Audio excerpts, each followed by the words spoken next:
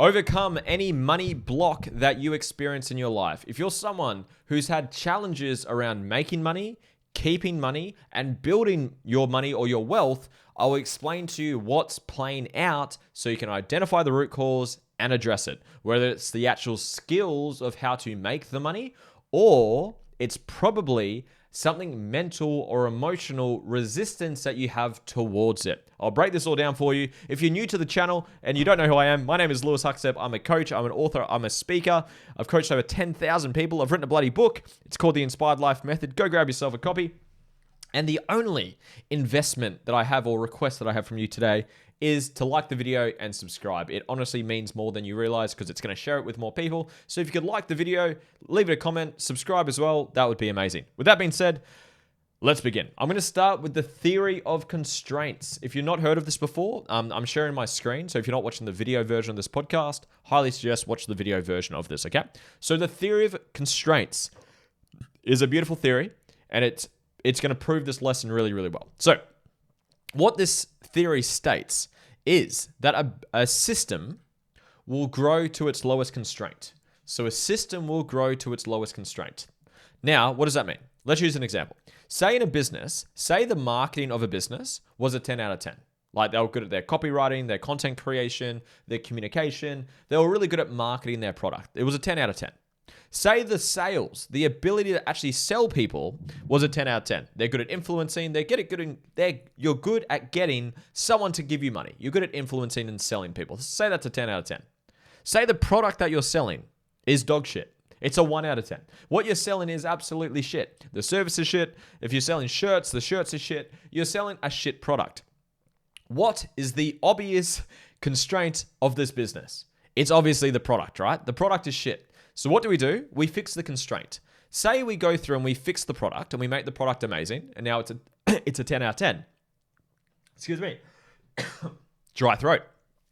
This business would grow to the next constraint. Excuse me. Needed a sip of water. So that's the theory of constraints in a nutshell. You will grow to the lowest constraint. That's essentially what you want to do in life is identify what your lowest constraint is. Let's use an example in humans. So humans will grow to their lowest constraint. Listen to that again. A human will grow to their lowest constraint. Now it will be one of two things. If you've heard of Tony Robbins, he uses this quote a lot and a lot of people use it. Success in anything in life is 20% skills, 80% psychology or mindset. 20% skills, 80% mindset. So if you're not growing or you're not having success with your money or your wealth, or in other words, you have a money block, it's either going to be skills or it's going to be something mentally or emotionally within you have not addressed yet. Now, that actually leads you to what I do for people. So what I help people do is find their life's purpose, their soul's values, their authentic mission and vision, and do the inner work, which is trauma, limiting beliefs, emotional blocks. And then I also teach the skills and strategies. So it actually lines up very well with the 80-20. I know the ratio wouldn't be exactly that with this model, but you get the point, right? So for me, if you're got a money block, it's either going to be the skills that you're missing, as in you don't know how to market, you don't know how to sell, you don't know how to make a great offer, you don't know how to invest your money, you don't know what to put your money into to grow your money. The strategy's missing, or for most of you, it's going to be something mental or emotional within you that you have not addressed yet. So I'm going to zoom in on that for you now. So I love this quote. It says, to the degree that you resist reality is the degree that you suffer. Let that drop in. It's so good. To the degree that you resist reality is the degree that you suffer.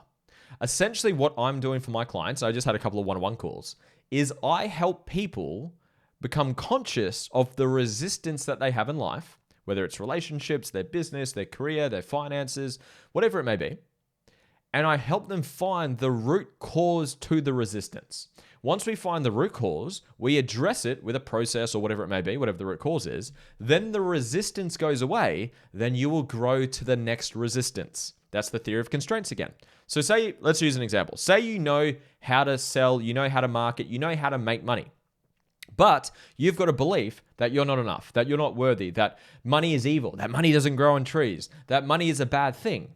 Then even though you've got the skills, you're going to create a mental or emotional glass ceiling, a resistive glass ceiling that would stop you from creating the wealth and the money that you actually want to do because of the mental and emotional resistance around it. So we want to identify that, dissolve it or address it with a process. Then that resistance would disappear or dissipate.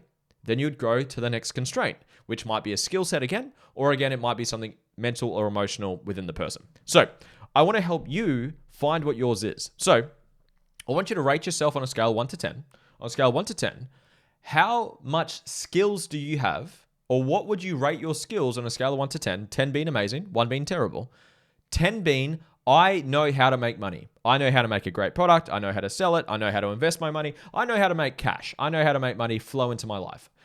10 is you have an amazing, you have the skills to do so. 1 is you're dog shit. You don't know what the hell you're doing. And that's okay. Just be honest with yourself. Now, we want to move on to the next one. It is beliefs or trauma or resistance. So, on a scale of 1 to 10, 10 being great, good, 1 being terrible, 10, so on a scale of 1 to 10, how amazing is your relationship with money? 10 is amazing, beautiful, gratitude, love. You love money. Money loves you. 1 is like you hate money. You hate the sight of it. You hate the sound of it. Whoever has money is an asshole. Whoever has money is greedy. Whoever has money is a dickhead, an asshole, whatever it may be. 10 amazing, 1 terrible. Now, whatever your numbers are, that's your glass ceiling. That's why we want to address it and grow to the next one. I'm going to help you find some of your wounds right now and what's creating your money wounds or your money blocks. If you've done any of my work, trauma is a part of a human. It's a trait or a behavior that a human does or doesn't do. There are 4,628 traits that human beings can display. Whatever you think is bad, you will try to protect yourself as being seen as that thing. Controlling, manipulating, abusive, lying, condescending, dismissive, list goes on. So the question that I have for you, close your eyes and take a big, deep breath in. Trust that whatever comes up for you is perfect. If you were to make a lot of money, if you had an abundance of money coming in, if you were filthy rich, take a breath in. In a one-word answer, what are you most scared to be seen as? Whatever comes up, just speak it, say it. Type it in the comments as well. Leave it in the chat below. Controlling, selfish, greedy, arrogant, whatever words come up for you, you have a wound around this thing. The most common ones that I've seen when it comes to money is greed, selfish, controlling. They're the most, or arrogant as well. They're the most common ones I've seen. There's many other traits you could do and you could be seen as. And let's use greed because that's probably the most common one that I've seen. Say, for example, you grew up and someone who had money, someone judged them as being greedy, whether it was you or parents or someone. There was a moment where you decided that greedy is bad, and if I make money, I'm going to be greedy. Can you see how that's going to create an emotional block for you to not make money because you don't want to be seen as greedy? I hope this is dropping in for you. It blows my mind when you start to make these connections. Say it's selfish. I don't want to be seen as selfish, so I don't make a lot of money because if I do, I'll be selfish or be seen or judged as being selfish. This is what the emotional resistance can look like. Again, you might have limiting beliefs. I haven't really spoken too much about that I'm not good with money. Money doesn't grow on trees. Money is the source of all evil. No one loves me. People will only love me for money if I only have money. Whatever beliefs you got, we want to get rid of those as well. We do my ego dissolving process to do that. So that's the game we're playing. Where do you have resistance to money? That's what your block is. It probably comes from mum or dad or whoever had judgment around money in your upbringing.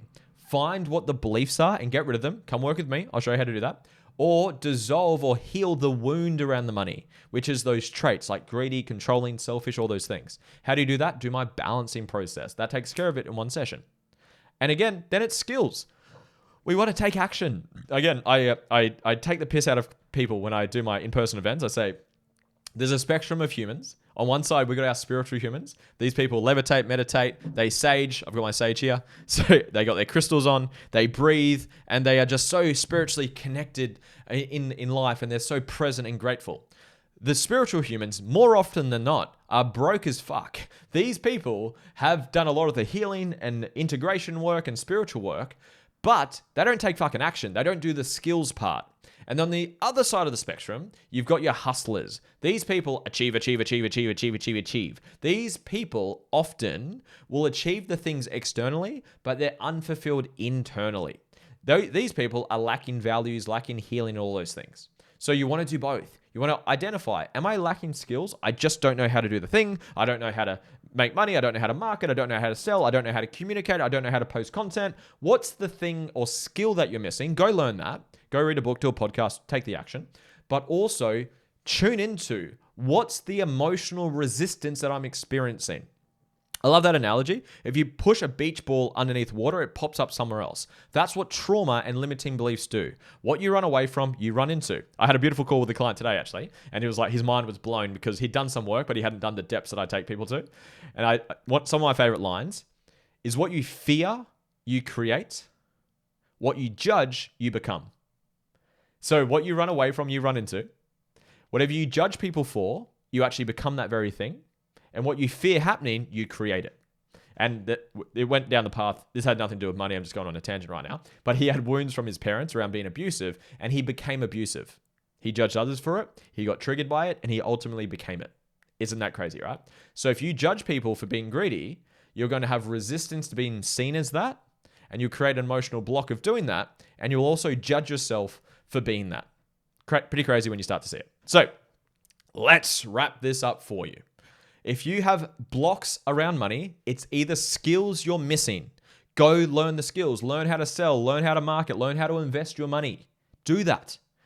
Or it's something mental or emotional within you. Being able to do this so far, I've made millions of dollars in my business career. I've been in business for 10 years now. I've sold high ticket products.